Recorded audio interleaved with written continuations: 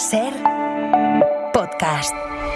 Si pensamos en un tanatorio, a la cabeza se nos vienen coronas de flores, salas lúgubres, espacios diáfanos y normalmente ceremonias religiosas. ¿Le dijisteis que Jesucristo le amaba? Le entró por un oído y le salió por el otro. Son las despedidas tradicionales, las de toda la vida. Siempre con la máxima profesionalidad. Las que muestran en series de éxito como Muertos S.L. Mi más sentido pésame. Pero ahora ese último adiós... Damaso Carrillo, agente funerario. Está cambiando para convertirse en celebraciones laicas y hechas a medida. Crónica 24/7. Y hay empresas que ofrecen esta nueva mirada que es tendencia en nuestro país y que incluye desde acompañamiento emocional hasta música en directo, vídeos o servicio de streaming por si algún familiar o amigo no puede ir. En estos 30 años ha aumentado muchísimo. Pilar Díaz de Aguilar. Muchísimo porque es un servicio, digásemos, que la familia agradece, independientemente que la persona difunta o la familia sea religiosa, porque en definitiva lo que estamos haciendo es un homenaje. En Crónica 24/7 hablamos de cómo nuestra forma de despedirnos está cambiando. Episodio 191. Y cómo las tendencias llegan hasta el sector funerario para decir adiós de una forma diferente a la de hace 3 décadas. Diseña tu último adiós, el tanatorio del futuro. Nunca antes una palabra había significado tanto en el cine. What am I even tripping for? Everything's gonna work out exactly the way it's supposed to. Por Elian Bayá. Es prácticamente imposible hablar de un funeral sin imaginarse a los Vengadores despidiendo a Tony Stark, a Iron Man, a la familia real británica desfilando para dar el último adiós a Diana de Gales, a Lady Di en la premiadísima serie The Crown,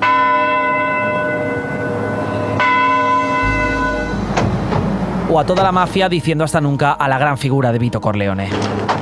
Todas bellas y dramáticas ceremonias en cementerios enfangados por el barro de un día lluvioso y pisados por elegantes invitados vestidos de negro con el paraguas a juego. Esto en las películas, claro, si nos vamos a la vida real. Hola, Josep, ¿qué tal? Hola, buenas tardes. ¿Qué tal? ¿Cómo estás? Muy bien, muy bien. Hace no tanto en España todavía se velaban cuerpos en casa, en familia, en la intimidad y bajo el rito religioso. Sin embargo, el futuro de todo aquello es ahora en el presente un tanto diferente. Empezó siendo un lugar, bueno, quizá no aceptado por las familias, les costaba desprenderse de su difunto porque siempre se habían hecho los velatorios en casa, trasladar su familiar a un lugar aséptico y frío pues no les gustaba. Con los años, evidentemente, el tanatorio se ha convertido en un lugar de despedida de nuestros seres queridos por excelencia. Es el lugar en el que se reúnen familias, se reúnen amigos para dar el último despido a aquella persona con la que has compartido muchas experiencias a lo largo de tu vida. Es Josep Antón, responsable de protocolo en el Grupo Mémora y que lleva 40 años dedicándose al sector funerario en Barcelona.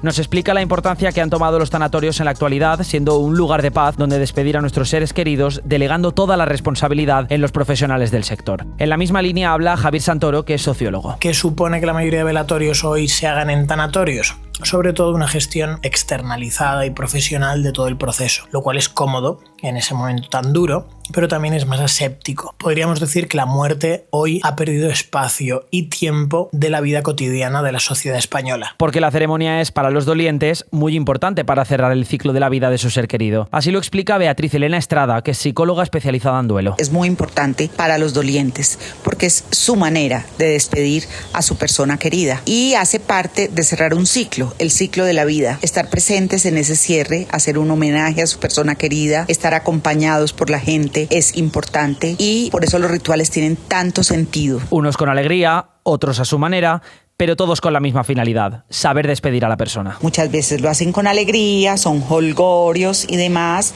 otras veces lo hacen de una manera diferente, pero siempre es importante, ayuda, acompaña, apoya, ayuda a hacer el proceso de duelo como corresponde. Y el tiempo pasa para todos, no solo para dejar de lado los velatorios en casa. Si hace unos años casi la totalidad de las ceremonias seguían el rito religioso, la realidad es ahora muy distinta. Casi el 50% de las ceremonias que se realizan en nuestros tanatorios son personalizadas. Estamos hablando prácticamente la mitad de los servicios que se realizan en Barcelona son personalizadas. Es un aumento, ha ido paulatinamente, no ha sido brusco, pero en estos 30 años ha aumentado muchísimo. Ocurre, entre otras cosas, por la pérdida de fieles religiosos o la creciente diversidad cultural. Según datos del CIS, en 1980, más del 85% de la población española se declaraba católica practicante. Hoy ese porcentaje ha caído mucho.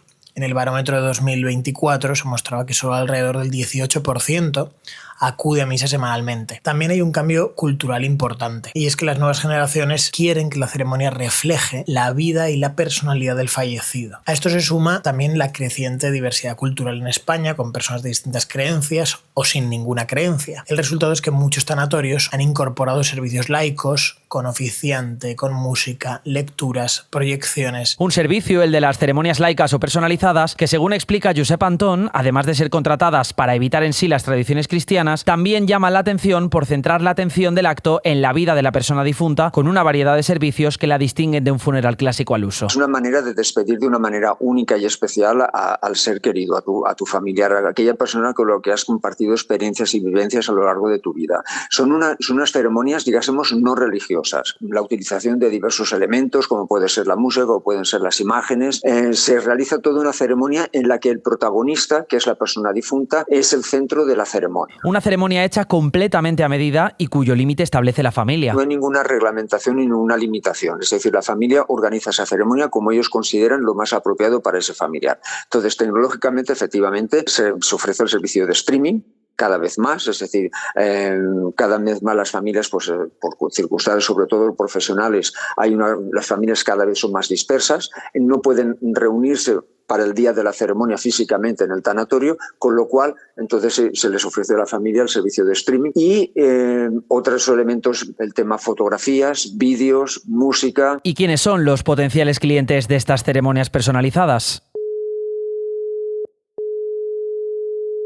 Hola, Neus. Hola, ¿qué tal? Bueno, tú tienes 25 años, no tienes escritas tus últimas voluntades todavía, pero ya tienes claro que tu funeral va a ser laico y además de una manera concreta, ¿no? Yo no soy creyente, entonces sí que me parece más coherente hacer una ceremonia laica y pues que se pueda recordar mi vida, poner fotos, mi música favorita y definitivamente me gustaría que mis amigos y mi familia pues puedan participar para ayudarles a cerrar su duelo así. Muchas gracias, Neus. Hola, María. Hola, ¿qué tal? Bueno, tú tienes 75 años y tienes en tu legado que nada de curas en tu despedida. Yo lo que quiero es una familiar y no presencia religiosa ni nada. Que sea normal, familiar y sin curas ni nada. Y ya está, no necesito nada más. Es lo que quiero. Una ceremonia que es personal, única y muchas veces algo extravagante. Se puso de moda una determinada época porque todo el mundo quiere hacer una especie de entierro vikingo. Entonces, algunas personas nos traían un barco y los colocaban encima del féretro, simbolizando un poco esto.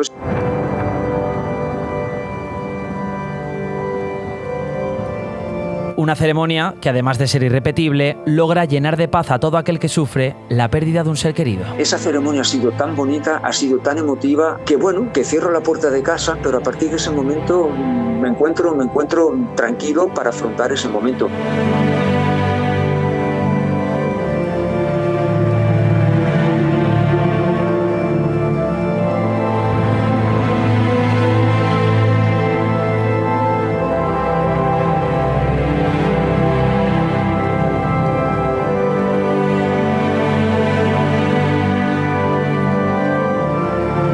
Crónica 24/7.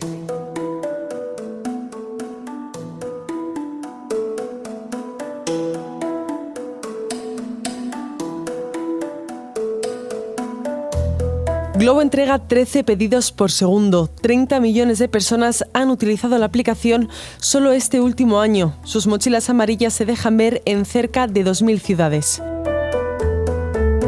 Es la empresa de reparto a domicilio más popular en nuestro país.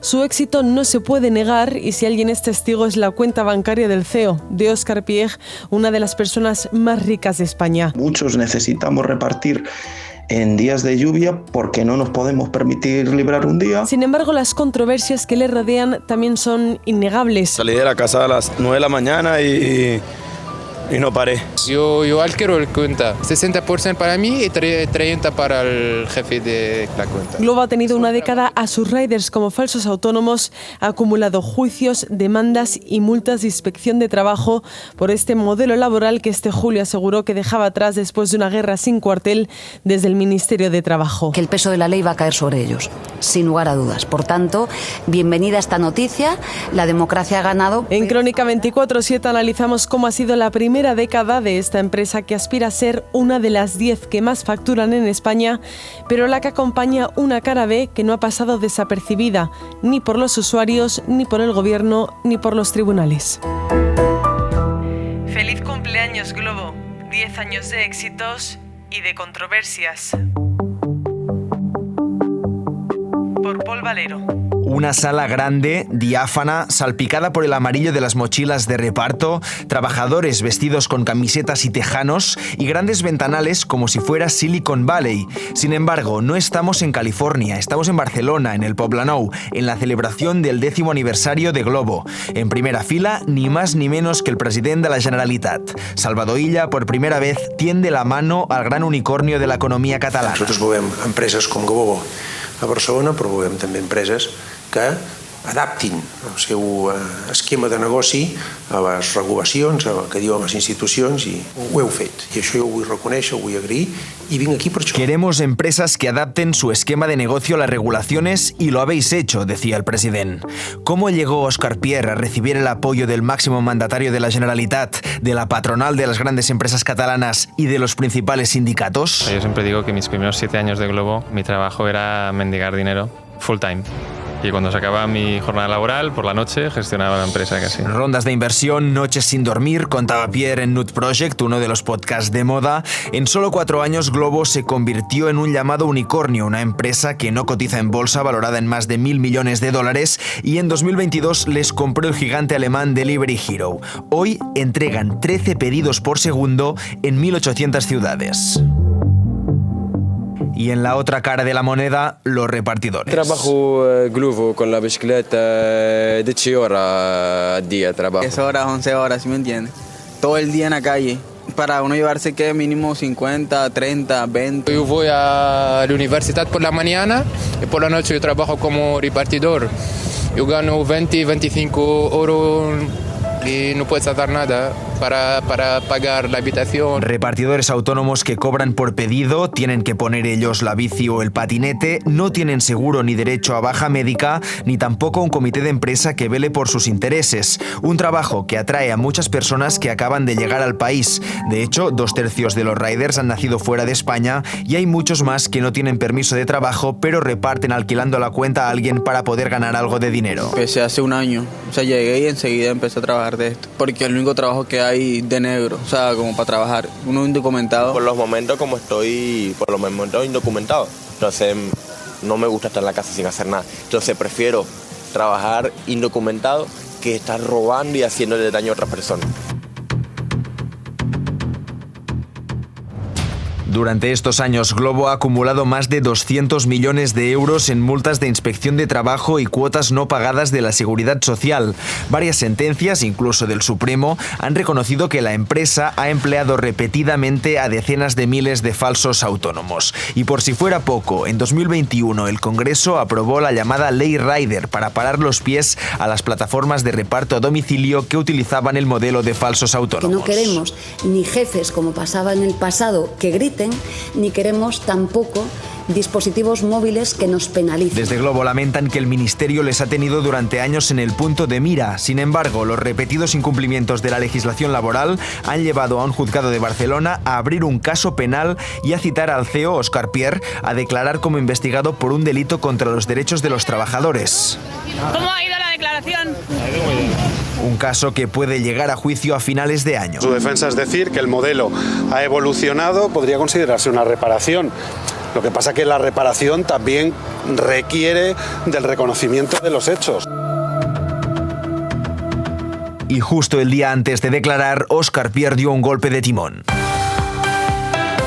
La empresa de reparto a domicilio Glovo anuncia un cambio en su modelo de negocio. Contratarán a sus repartidores, que hasta hoy eran falsos autónomos. Glovo ofreció contratos a todos sus repartidores y 7 meses después, el 1 de julio de 2025, desconectó a sus últimos riders autónomos. En total, unos 14.000 repartidores de los más de 30.000 que había en España aceptaron la propuesta de la compañía. Una transformación con asteriscos. La mayoría tienen contratos de pocas horas y cobran el salario mínimo, y el resto se han pasado a flotas subcontratadas. Por ejemplo, Flits, creada una semana después del anuncio del cambio de modelo y dirigida por exaltos cargos de Glovo. Esto va por arriba y por abajo, o sea, no solo habrán creado la empresa los ex directivos de Glovo, sino que además han usado plantilla o ex plantilla de Glovo o de Glovo Express o de Super Glovo. Un nuevo modelo que en algunas comunidades los sindicatos ya han denunciado por cesión ilegal de trabajadores.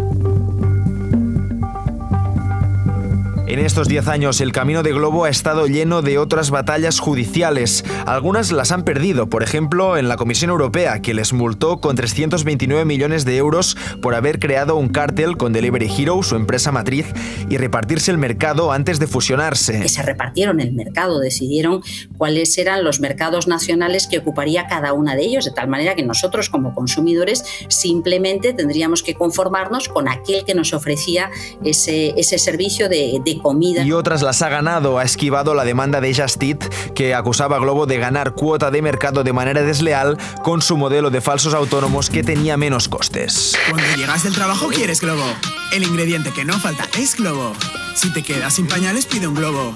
Regalos, pizza, flores, Glovo. Y tras esta década, ¿cuál es el futuro de Glovo? La compañía quiere seguir creciendo en el negocio de las entregas a domicilio más allá de la comida, ropa, zapatos, herramientas o cualquier cosa que alguien en casa pueda necesitar con rapidez. Incluso una declaración de amor por Sant Jordi. Este año entregaron más de 20.000 rosas. Un repartidor de Glovo con una rosa y me enseña la pantalla y ponía: de tu marido que te quiere, Octavi. Me morí de amor allí mismo y nada, pues al final feliz. Glovo sorprendió al mundo por su innovación y su acelerado crecimiento. Tras el destello inicial, fue puesto en el ojo del huracán por sus incumplimientos en materia laboral, algunos todavía por resolver, y con el cambio de modelo anunciado ha recibido la amnistía de la Generalitat. Lo que aún no queda atrás, sin embargo, es un modelo basado en el salario mínimo, con miles de repartidores que conviven con la precariedad, muchos porque no tienen otra opción. Son las luces y sombras de Glovo, una empresa nacida en Barcelona en 2015 y que en 10 años ha transformado nuestra manera de consumir. Crónica 24/7.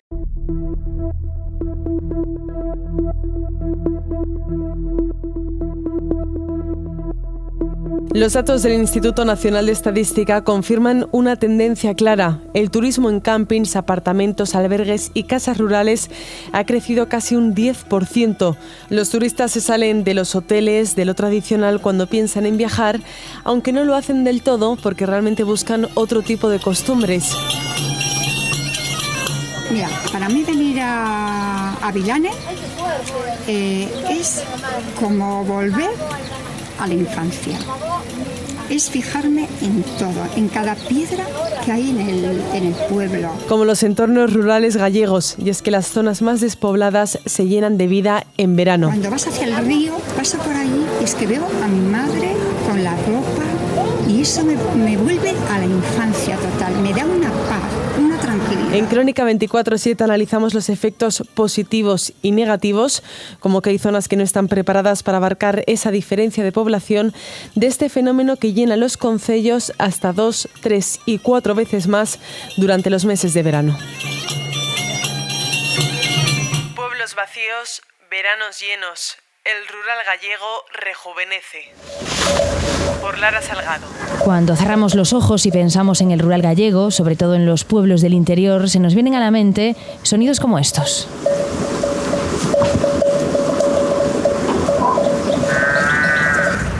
De nuestras aldeas, que viven sobre todo del sector primario, de actividades como la agricultura o la ganadería. Pero en periodo estival, esta tranquilidad es sustituida por este otro sonido.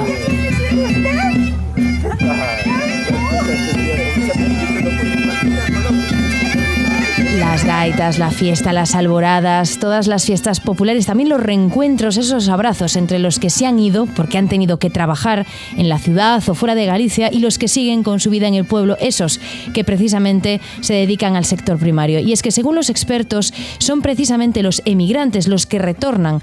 Estos son los que vuelven al pueblo en verano y los que consiguen llenarlo de nuevo de vida. Fai relación ao auxe do retorno de migración de vacacións para as festas locais e demais, e isto acontece sobre todo a partir da migración cara a Europa que despunta nos anos 60 do século XX e que vai increscendo prácticamente ata a actualidade. E son moi importantes as vilas e as cabeceiras do municipio. Deben ser lugares que capaces de atraer talento. Carlos Ferrás es catedrático de Geografía Humana de la Universidad de Santiago. Lo tiene muy claro. Si hay ayuntamientos que duplican o incluso llegan a quintuplicar población en verano, es precisamente por esto. Y podemos poner algunos ejemplos. En concellos de la Ribeira Sacra, como Parada de Sil o Sober, la población se incrementa en un 21% en el primer caso y en un 30% en el segundo.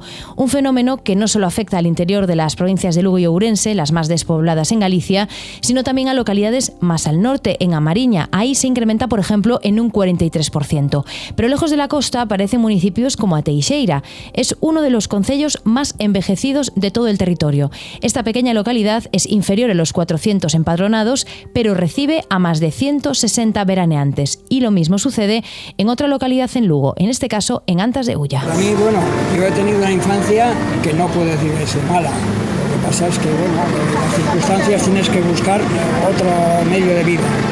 Pero para mí esto ha sido una referencia todas mis vacaciones en el pueblo, porque es donde más a gusto me encontraba. Las vacaciones en el pueblo, decía este vecino, es donde más a gusto se encuentra, y son solo algunos de los ejemplos de una Galicia rural que, debido a la vuelta de los emigrantes o el turismo en menor medida, que busca desconexión o actividades en la naturaleza, rejuvenece en este periodo estival.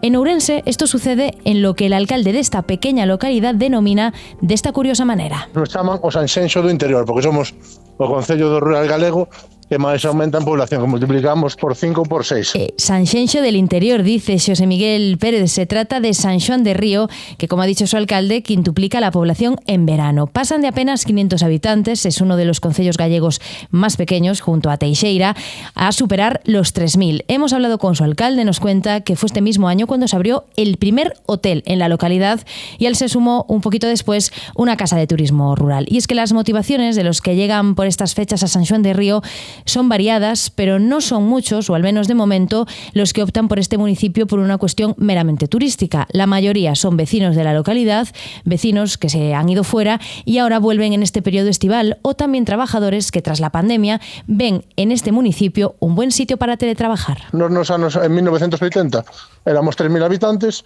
y quedamos 500, entonces todo o que ven no Brao somos emigrantes. A partir de Semana Santa, casi todos os que están xubilados e non teñen obligacións cando hai o cambio de hora e empezan as hortas e demais, véñense de Madrid, Barcelona e demais a vivir aquí ata outono e no pico, o sea, na primeira quincena de agosto volvemos a ser máis de 3.000 personas. De hecho, en esas 3.000 personas hay también muchos niños. Se llega a triplicar el número de niños en el municipio y eso ha hecho que en este tipo de localidades hayan tenido que triplicar también el número de plazas, por ejemplo, en los campamentos de verano. Desde las administraciones creen que las medidas de dinamización que se han impulsado a lo largo de los últimos años han tenido un impacto más que positivo en el rural. Creemos que, con toda a modestia e toda a humildade do mundo, creemos que as medidas que se están poñendo en riba da mesa en Galicia son acertadas por unha cuestión, e é porque vemos que o resto de comunidades autónomas de alguna forma están adoptando medidas no mesmo sentido.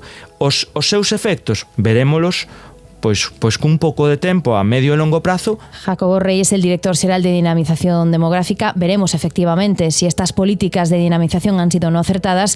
Ahora el reto pasa porque estos puntos sean también un atractivo turístico. O importante cambio que estamos detectando, que se está notando nos últimos anos, no que é a atracción do rural galego e dos concellos menos poboados de Galicia como lugares atractivos, non só de xeito estacional. Podemos pensar moitas veces que o atractivo turístico de Galicia pois está no litoral ou nas grandes vilas turísticas, Santiago de Compostela, Vigo, etc.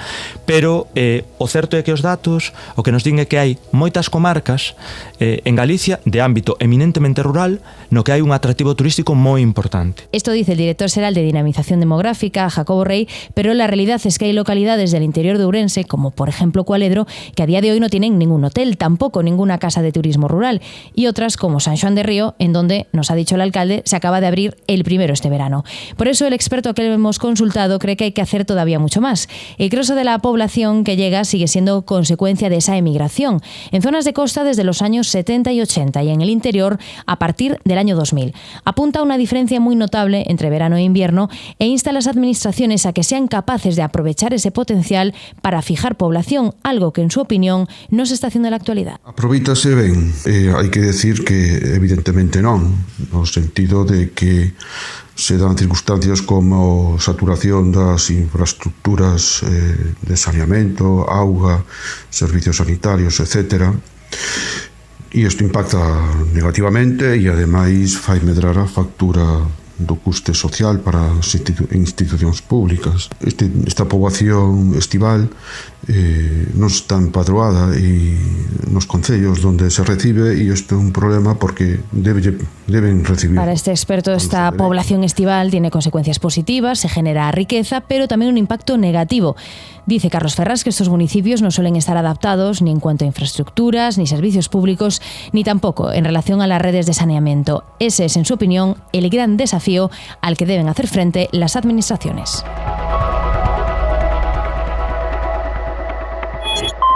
Crónica 24/7. Según datos del CIS, en 1980, más del 85% de la población española se declaraba católica practicante. Hoy ese porcentaje ha caído mucho. En el barómetro de 2024 se mostraba que solo alrededor del 18% acude a misa semanalmente. Crónica 24/7 es una producción de Ser Podcast. Trabajo globo con la bicicleta de 8 horas al día trabajo. 10 horas, 11 horas, ¿sí me entiendes? Todo el día en la calle. Para uno llevarse que mínimo 50, 30, 20. Presentado y dirigido por Pilar Díaz de Aguilar. Realización y diseño sonoro, Juan Aranaz. Para no perderte ningún episodio, síguenos en la aplicación o la web de la SER, Podium Podcast o tu plataforma de audio favorita. SER Podcast.